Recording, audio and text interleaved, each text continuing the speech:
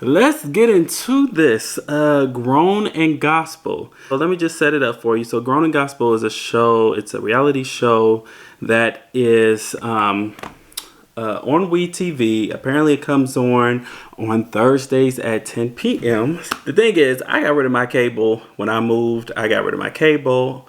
And I decided that I was going to get Hulu Live TV because it was cheaper. And it offers literally all of the same channels, but WeTV. But the good news is that you can actually download the WeTV app and you can actually watch the episode that way. So luckily, I didn't have to get cable again. I was able to get the app, and I'll tell you, streaming services, I don't even know why cable exists anymore. Anywho, that's neither here nor there. Just a harmless plug for WeTV, I guess. So yeah, Grown in Gospel. So essentially, it's following the offspring of gospel royalty, and so it's kind of following their lives, their upbringing, and how it relates from the church, and basically just what it was like, or what it's been like, and what it's like now, with such a overshadow of their parents' lives and growing up in the church and being so influential. So the episode, so it follows 5 of them.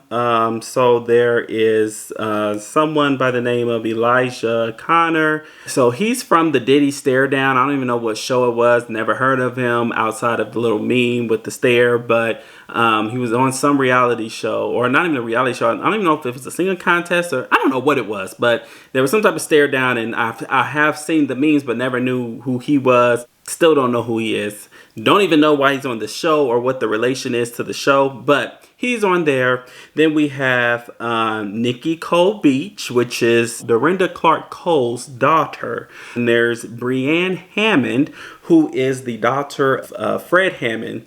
And I feel like there's somebody else. Oh, so there's Jay Brooks, who is I believe he's the son of, and I don't remember the name, but he's the son of one of the members of Commission, one of the founding members of Commission. And actually his father and Fred Hammond, they both were in Commission, I believe, together. So, but I can't remember what his father's name was. And then there is Tasha PAGE-LOCKHART, who is the daughter of the great psalmist Lisa Page Brooks. And Tasha PAGE-LOCKHART was a previous winner of BET Sunday's Best. So those are the 5 that the show will be centered around. So we're going to start off in the beginning. In the beginning was the Word, and the Word was God, and the Word was with God, and the Word was God, and God was the Word, and all that other stuff. No, but in the beginning, it starts off. Now, this is what I'm going to tell you this now. I can already say that I'm not a fan of Elijah. Nothing against you, buddy. I'm just not a fan of what is portrayed. Let me say this. So I understand that reality TV is a bunch of exaggerated personalities, exaggerated characters for some people, not for all, but for a lot of people, it's exaggeration of who they are. And they may not even be like this in person. I don't know, but I'm going to tell you this, the way that it's presented, the way that it's shown, I'm not a fan at all. So Elijah Connor, apparently his mother is a pastor. I don't know. They didn't say the church. I don't even remember them saying who the pastor was. Maybe they did say in the beginning. I don't know. I didn't catch that part. But his mother is a pastor, so he grew up in church. So when it starts off with the bathrobe dropping to these hairy legs. And I'm like, okay, where is this going? And so it's him getting into the bathtub, and he starts singing.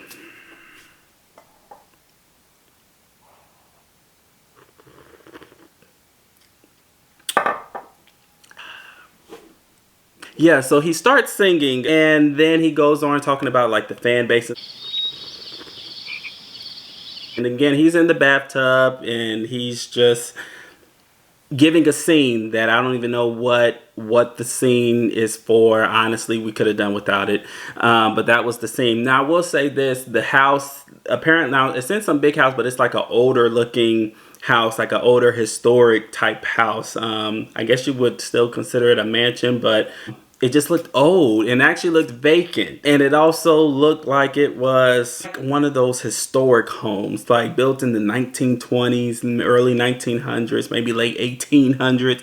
It looked like one of those type of houses. And I was like thinking to myself, okay, I definitely don't believe this is his house. Maybe his mama's house, but it's definitely not his house. And if it is his house, amen. Glory be to God for the blessing. Yeah, I was just a little taken back because I'm like, what? First of all, what is this random house? And it looks old and vacant, and it kind of looks run down on the outside, and it was just a weird beginning scene. So yeah, but anywho, that's how it started out. So, and again, he wasn't talking about nothing besides singing. Yeah, that's what I'll say to that. Then it goes into Nicole's Nikki scene. And so Nikki, she is the manager of the Clark sisters, and probably her mother too, but she's the manager of the Clark sisters, and she's also Dorinda Clark Cole's daughter. So she mentions that she is living with her mother for the time being because she said, and I quote, since hubby's been gone. So, I'm thinking, oh Lord, did he pass from COVID? That's what I'm thinking. I mean, she just said that, she's been living with her mom since her hubby's been gone. And, I'm thinking the man had passed away from COVID, but we'll catch up on that later. So, but they talk and, yada, yada, yada. And she does mention about, her rebellious stage and things. And let me tell you this, so I'm not like actually introduced myself like, hi, I'm Boss or Pauly B to Nikki, but I have seen her in person. You will see Nikki. Nikki is definitely there. She supports her mother 100%. You might as well call her arm and bearer for her mother, especially when she like has preaching engagements and things like that. You usually will always see Nikki. It was quite interesting because when you see people's kids or you see, who their children are, and you kind of have this picture of kind of what you think they'll look like. And then when you actually see them in person, like, oh, okay, I would have never put two and two together. So yeah, I would have never known that was Dorinda's daughter if it had not been for just, me doing my own research and following them through the years and just saying, oh yeah, that's her daughter. So, but anywho, so then it goes into Brienne Hammond. The way that it was presented in this first episode, it seems like this whole season is going to be centered kind of around Brianna. Because she seems to have the story, or her storyline is like basically started from the bottom. Now we hear she's like the project, but we'll get to that. So Brienne is the daughter of the legendary Fred, I can't even say the man's name. Fred Hammond. Y'all know Fred Hammond. Bless no weapon for late in the midnight hour. What's another one that he does? Your steps are ordered by God. I know it might be tough, but get your praise on. Bread of heaven, sent down from glory.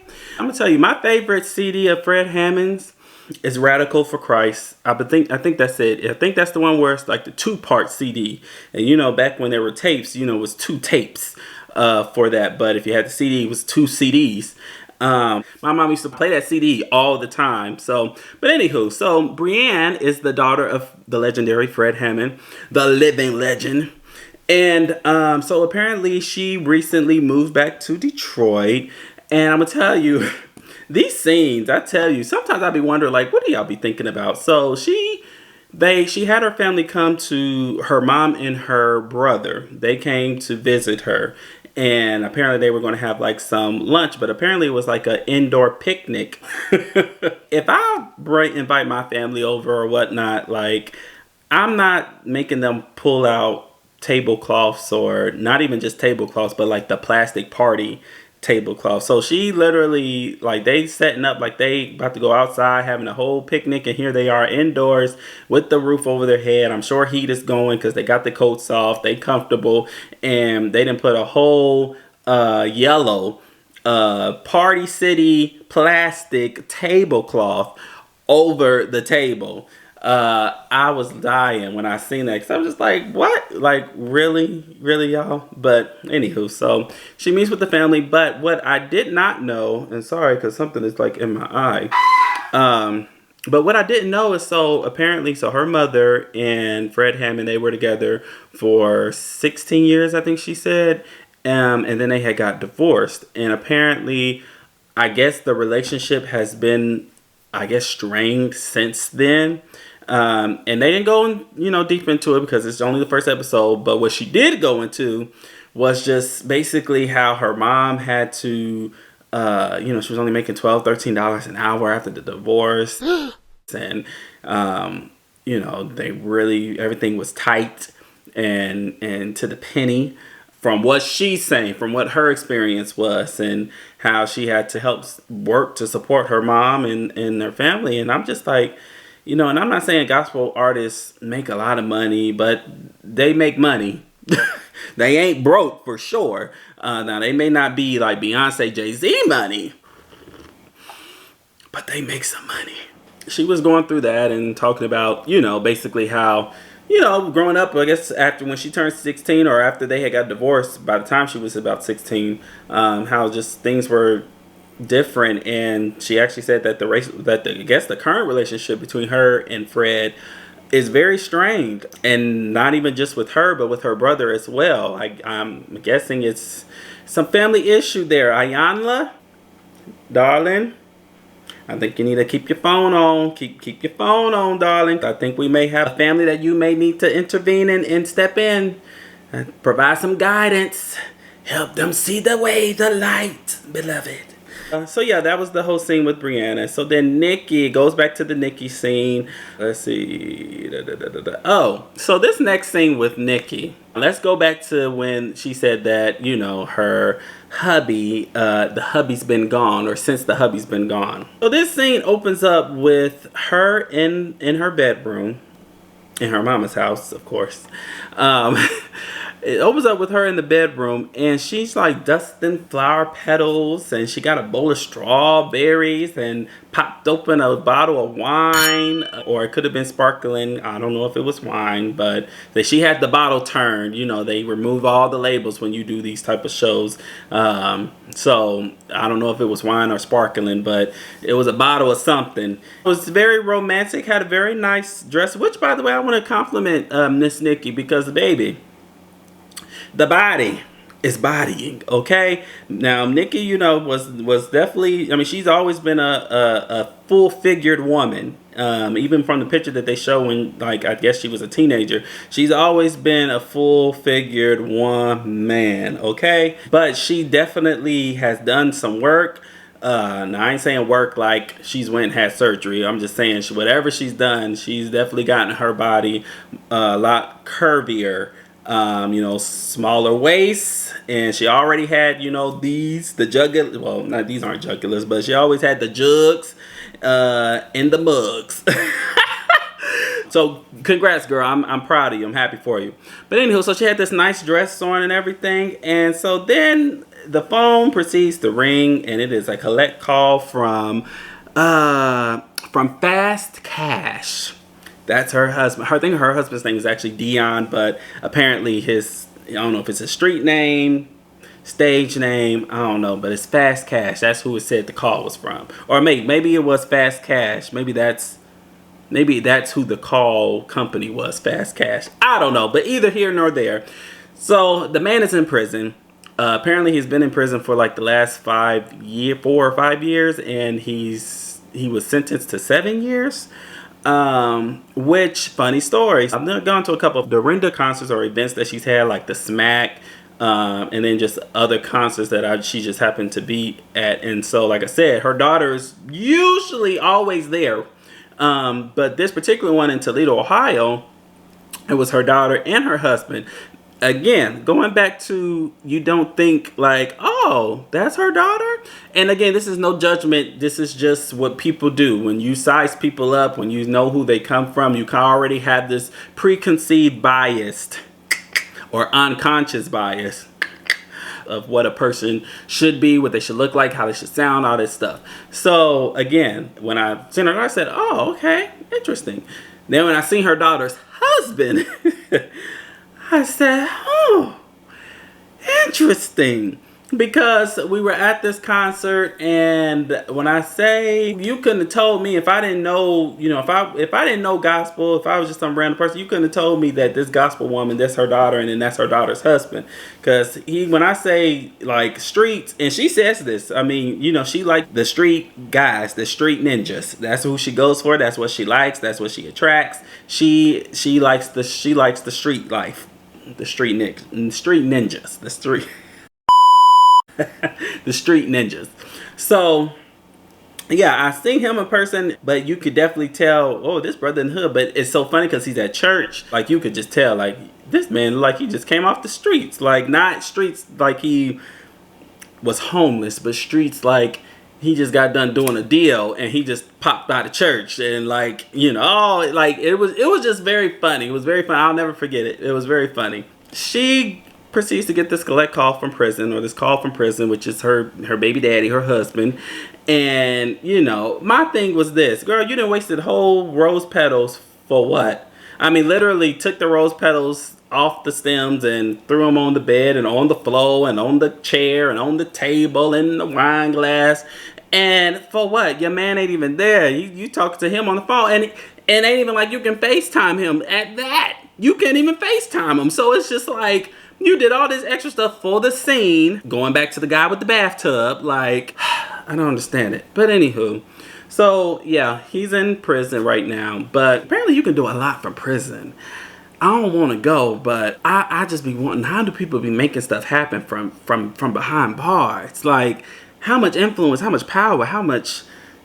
what you got, man? What you got? Yeah, so her birthday was coming up and he was saying that he was going to do something, for her. So then they showed the following scene with apparently Dorinda talking to the husband, Dion.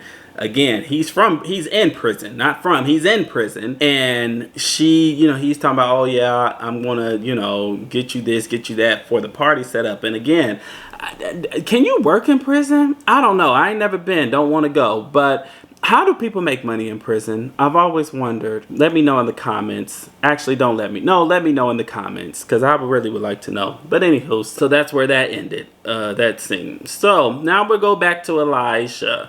So Elijah, and I really hate to even talk about him, but just because I'm doing this review, I have to. But like, when I say he may be the reason why I stopped watching it, honestly, because when you just give too much, like, he just gives too much. When I mean too much, I mean too much. But he goes to the radio station to premiere his new single called Appetite. Compared to the rest of the individuals on this show, I don't know where his footing is in the gospel industry. Again, his mom's a pastor, and I don't even think they said who the pastor was or what her name is. Maybe they did. I'll go back and watch it, or maybe you guys know in the comments. Let me know. But I'm like Kiki Palmer. I'm so sorry to this man. I don't know who this man is. I hate to say it. I hope I don't sound ridiculous. I don't know who this man is. I mean, he could be walking down the street. I wouldn't know a thing. Sorry to this man.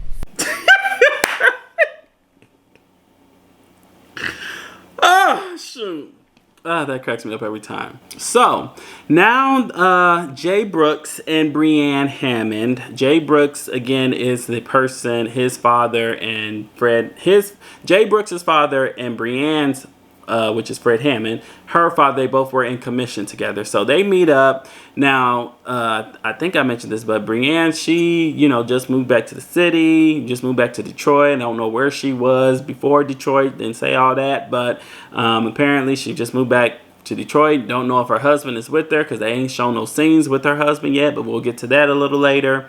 I will say, apparently her husband wants her to be like a traditional housewife, according to her, barefoot and pregnant. That's what her husband expects, and she wants to apparently live her best life, and not best life, but she really wants to really get into this music industry and live her best life and express herself and her artistic skills and share it with the world and make millions of people just happy and fall in love with her artistry. So, Jay Brooks and Brienne Hammond, they meet up at this restaurant. And so, like I said, both their parents were in the group Commission.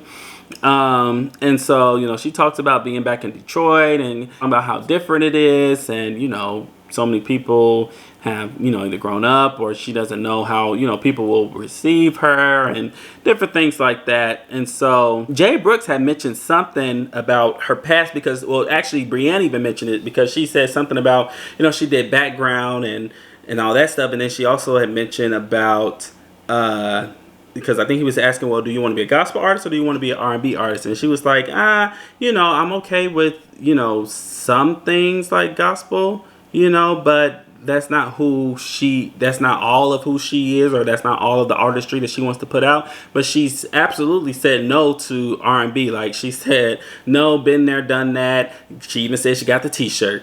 But what's interesting is in Jay Brooks' confessional, he kind of made it seem like she did more than just something. And I don't know what it was. We ain't really touch on it. Maybe she did a little bit more than just singing. Now, I don't make the news. I just report it. And this ain't nothing but a review from what they were saying on the show and what was released. So don't come at me. Don't sue me. Don't even bring nothing to me. If it ain't about the show, don't bring it to me. Okay? But yeah, he said he made a little comment. I don't know if anybody else caught that, but I was just like, okay, so what did she do? What's her past? So I guess we'll see. More to come on that. But so, you know, Jay Brooks, I guess he's like a producer and, you know, he helps artists and like with songs, with beats, I forget what they call it, like an engineer, a musical engineer. And so she started making all these excuses, you know, as Jay Brooks was saying, like, well, what have you done? Have you wrote any songs? Have you written any songs? You know, you got anything? And she's like, well, you know, I work a full-time job, you know, and you know, I come home, my back hurt, my husband needs some, then I gotta cook, and I gotta clean, now I'm exaggerating, but you know, she said, I ain't got nobody to collaborate with, oh, I need this, oh, I need that, ain't no game. It's just making every excuse in the book, and Jay Brooks is like, listen, like, first of all, I have this kind of, and wait, here's the thing, she said, well, I'm here now, like, me showing up shows that I'm serious, and Jay Brooks is like, girl, I meet with people like you every day on the hour. It's like clockwork. It's like HR and doing interviews. Like, you are not the first, definitely won't be the last. Matter of fact, I got somebody coming right after you. Like, you know, you being here means nothing to me. What have you done? What can you show me? What can you present to me? Girl ain't had nothing. Now, for somebody that says they really want to get their music off and they really want to have a career, you would think that they would have something. Like, even me with this review and doing like content and all that stuff, like, I got stuff. Like, I already got videos. Now I'm just working to, you know, figure it out and stuff, but I got stuff. She ain't have nothing. She came empty handed. And then gonna say, well, I could write a song right now. So she started singing about some chicken and we eating here, and I'm just like, okay, I mean, your voice sounds like decent, but I don't know if we would call it. It sounds better than Elisha's. I'll give you that. No shade. I'm just saying. But girl, I still wouldn't be buying your CD or be interested in listening to you. The next scene goes to Jay Brooks, Tasha, Elijah, and Nikki. So they all meet up at this place called Coney Island. I will say this, Detroit has some bomb food. I don't know what it is or why. They have some bomb soul foods, bomb just late night food. They just have really good food there in Detroit. Shout out to Sweetwater's Tavern. I love their chicken and lemon pepper fries. The Sweetwater's chicken and lemon pepper fries. I'm sorry. I just had a moment. But yeah. So shout out to the good food there in Detroit. So they meet up at Coney Island. And again, Elijah is just extra. This fool comes up in there talking about now so let me backtrack. So Coney Island sell conies. They sell coney dogs. So like hot dogs with chili and cheese sauce, or, you know, shredded cheese, onions. You know, it's a hot dog stand place. If somebody says like hot dogs, or if somebody, you know, if it's a place like that, you know the type of food that you're going to get. And especially if you're from there. you should really know the type of food that you're going to get. So this idiot comes in. I'm sorry, I shouldn't call him an idiot, but he comes in and is like, can you make the milkshake? I would like almond milk instead of whole milk.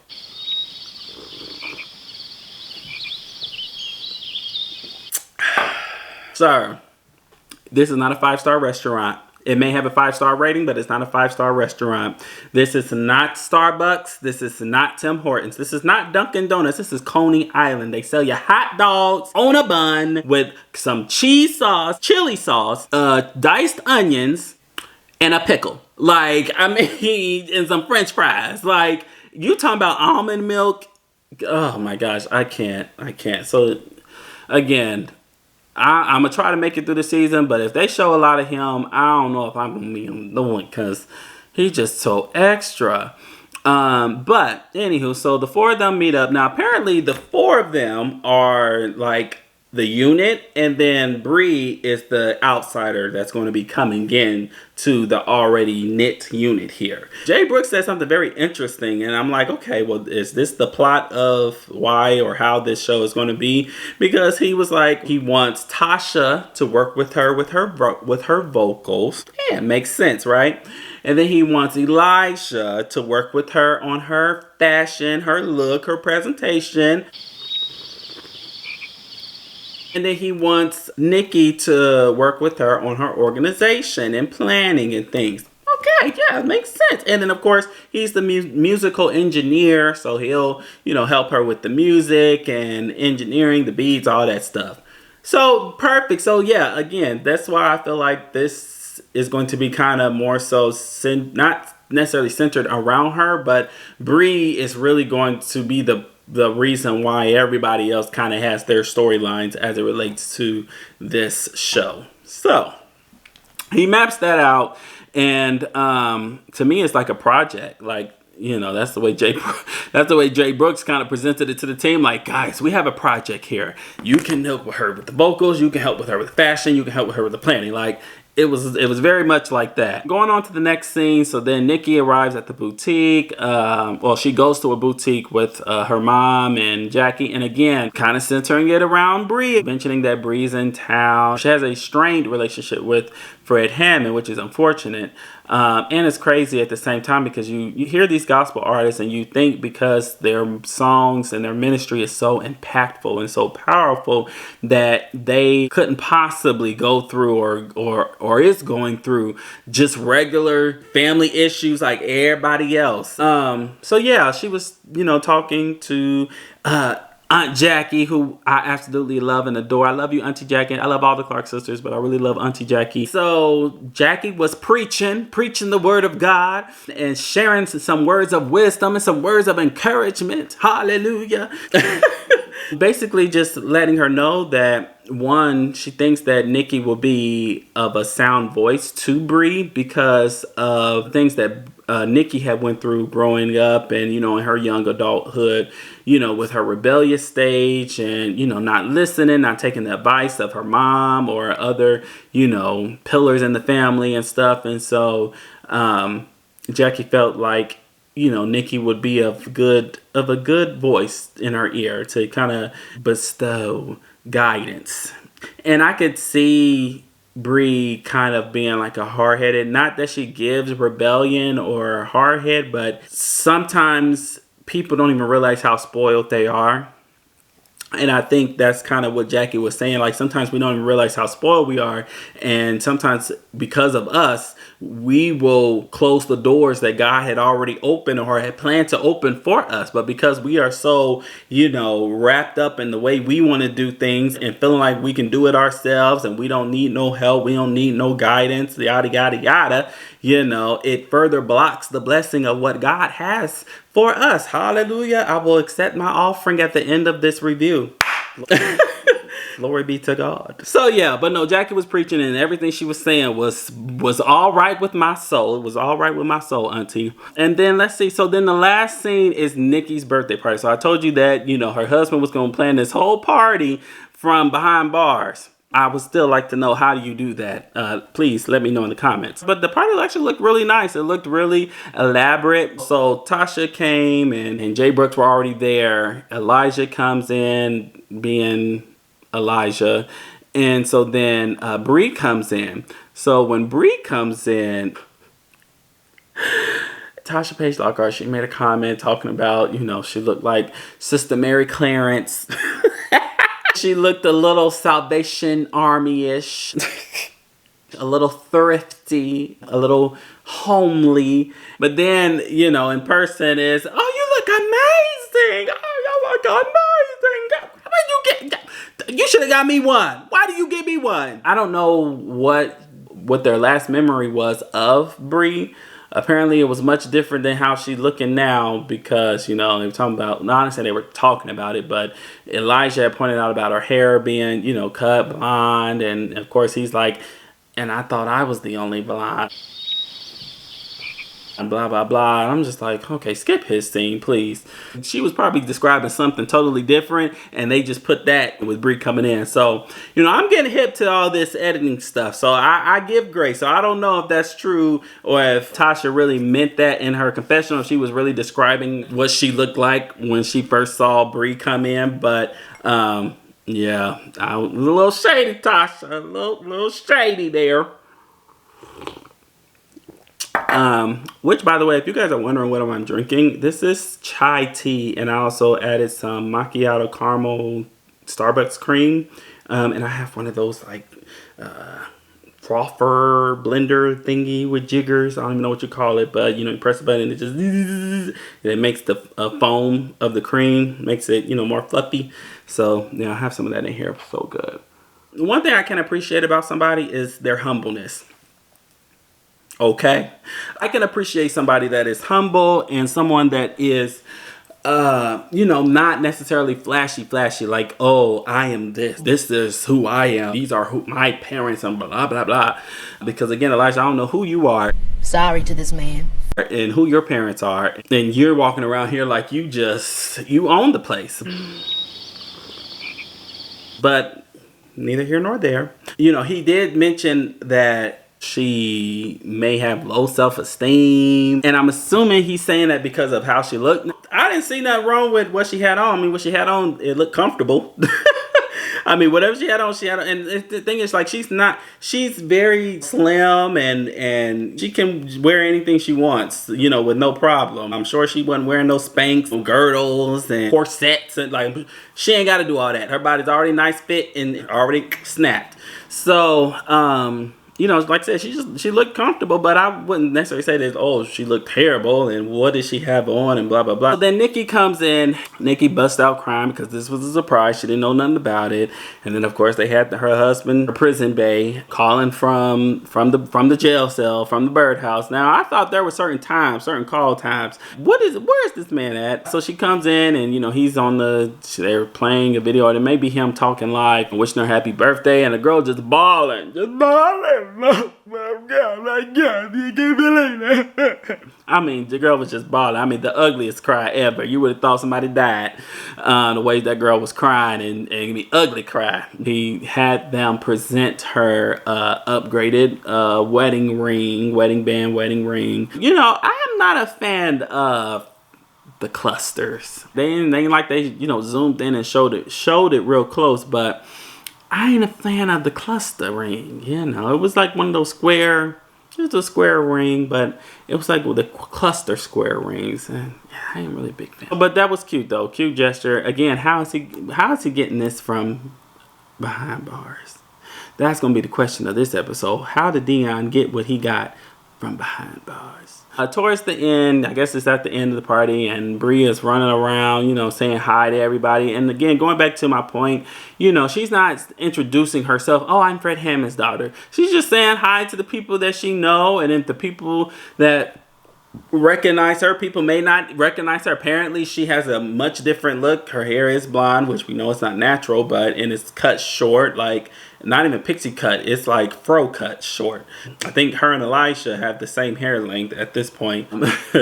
So she's going around just hugging everybody. But in the confessionals, Tasha's like, oh, she seems uncomfortable or she seems out of place, and I don't know if that's because maybe people are like not really receptive to her because they just didn't know that it's her, like that's Fred Hammond's daughter and that's Bree, like, oh, we remember Bree, or if it's more so like, what is she doing here? Oh, or can you believe that's Bree? Like, so I don't know which way that was, but I'll tell you, Elijah let it be known very clear that, oh, again, she has low self-esteem, and she need to be going up to people saying like, I am Fred Hammond's daughter. It's people like that I mean, you want to have a certain amount of confidence, but even with your confidence, okay, read the shirt. It says stay humble. I can appreciate anybody that doesn't have to feel validated off of someone else or off their parents. I can appreciate a person who wants to be independent.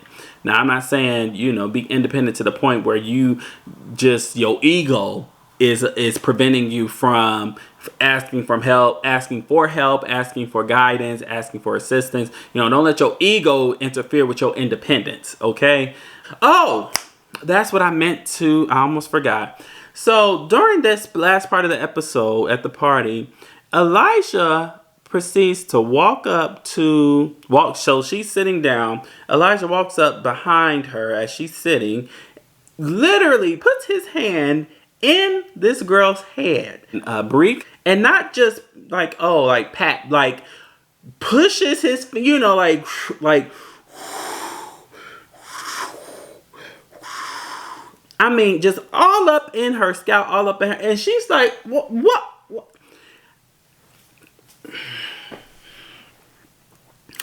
Again, team too much. Like, what would possess you? And then for a black woman, especially somebody that you don't even know like that, like I gotta say if it was family or somebody that you real close with, something like that, but you don't just walk up to somebody that you just met and you run your fingers through their hair, and then the fact that her hair is not like, oh, like not like this where you could just like, oh, it's cute. No, you literally touched her scalp.